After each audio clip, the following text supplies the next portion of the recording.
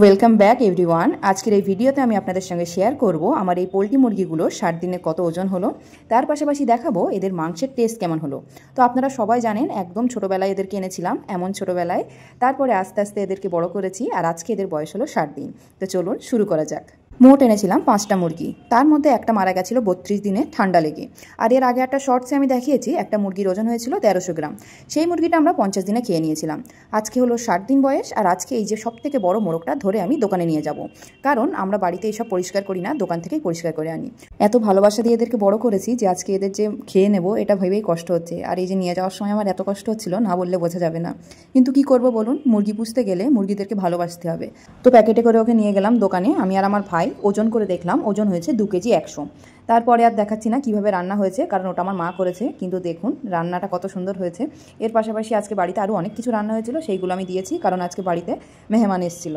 সবার প্রথমে বড় মেহমানকে খেতে দিলাম, এই যে, না হলে খাওয়ার সময় প্রচুর ডিস্টার্ব করবে। এবারে চলে আসলাম আমি আমার খাওয়ার নিয়ে, যা যা ছিল সব থালায় নিয়ে চলে এসেছি। এবারে চলে আসি টেস্টের কথায়।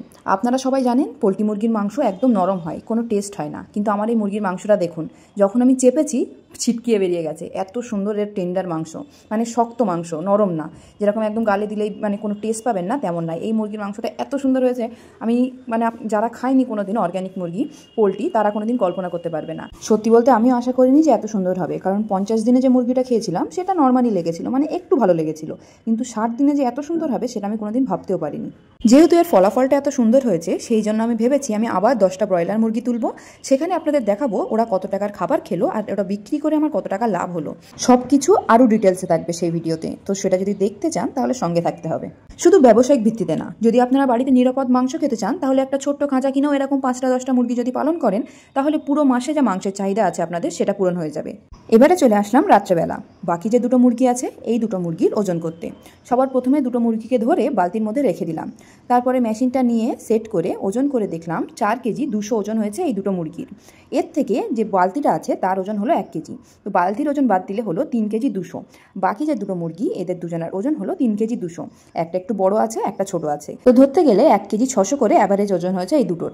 আর 60 দিন বয়স হয়েছে, কিন্তু দেখুন মুরগিগুলো কত সুন্দর, কারণ এই মুরগিগুলোকে আমি খাঁচায় পালন করেছি। আমি যদি লিটারে পালন করতাম তাহলে এদের গায়ে নোংরা লেগে থাকতো, এরা পুরো কালো কালো একদম বাজে দেখাতো, কিন্তু দেখুন এদের গায়ের চামড়া হলো গোলাপি আর পশম হলো পুরো সাদা, একটা ফোঁটাও নোংরা নেই।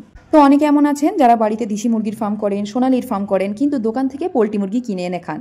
তারা বাড়িতে এরকম 5টা 10টা মুরগি হামেশাই পুষতে পারেন, তাহলে দেখবেন ভেতর থেকে একটা স্যাটিসফ্যাকশন আসবে যে আমি নিজে মুরগি বড় করে নিজে খাচ্ছি, দোকান থেকে আর কিনতে হচ্ছে না।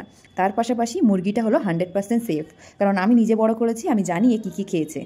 আশা করি ভালো লেগেছে এই ভিডিওটা আমার, কারণ এরকম ভিডিও ইউটিউবের অন্য কোনো চ্যানেলে পাবেন না।